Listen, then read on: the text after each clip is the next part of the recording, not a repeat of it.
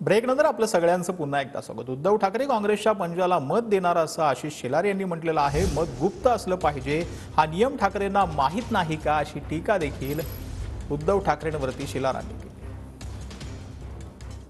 माझं मत मी वर्षा गायकवाड आणि निवडणुकीतल्या हात चिन्हाला देईन।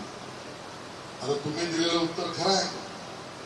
निवडणूक आयोगाने तर याची दखल घेऊ की न घेऊ, पण संकेताय नियम आहे, मत गुप्त असलं पाहिजे।